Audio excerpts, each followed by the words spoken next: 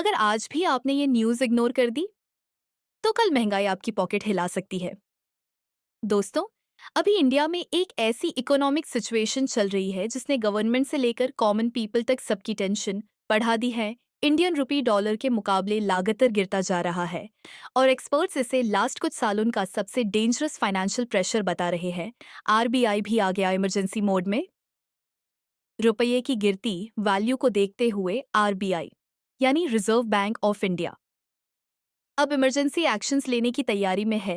Reports के मुताबिक RBI market में बिलियंस ऑफ डॉलर्स इंजेक्ट कर रहा है ताकि रुपए को सपोर्ट दिया जा सके और मार्केट पैनिक को रोका जा सके। लेकिन सवाल ये है, आखिर रुपए इतनी तेजी से गिर क्यों रहा है? मिडिल ईस्ट टेंशन का इंडिया पर बड़ा असर।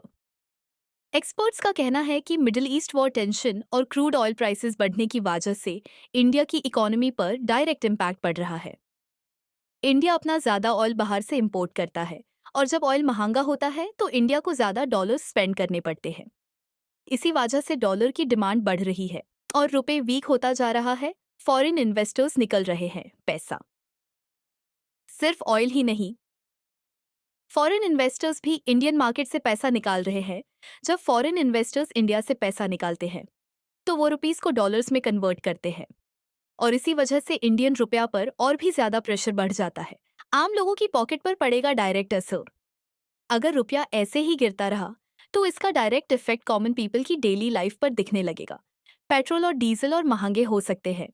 मोबाइल फोन्स और इलेक्ट्रॉनिक्स के प्राइसेस बढ़ सकते हैं। फ्लाइट्स और फॉरेन ट्रैवल एक्सपेंसिव हो सकता है। महंगाई और तेज हो सकती है, यानी एक गिरता हुआ रुपए हर इंडियन की पॉकेट पर असर डाल सकता है। स्टॉक मार्केट में भी मच गया पैनिक। रुपी क्राइसिस का इफेक्ट स्टॉक मार्केट पर भी देखने को मिल रहा है। सेंसेक्स और निफ्टी में हैवी वॉलेटिलिटी देखी जा रही है और इन्वेस्टर्स टेंशन में है। सोशल मीडिया पर लोग पूछ रहे हैं, क्या इंडिया इकोनॉमिक क्राइसिस की तरफ बढ़ रहा है? आरबीआई की सबसे बड़ी चुनौती। अब आरबीआई के सामने सबसे बड़ा चैलेंज है रुपए को स्टेबल रखना और इन्फ्लेशन को कंट्रोल करना।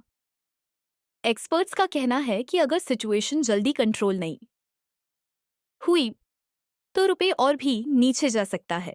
लेकिन अगर आरबीआई स्ट्रॉन्ग एक्शन लेता रहा तो मार्केट में स्टेबिलिटी वापस आ सकती है। अब सबसे बड़ा सवाल, क्या आरबीआई इंडिया की इकोनॉमी को संभाल पाएगा या आने वाले टाइम में महंगाई और ज्यादा बढ़ने वाली है?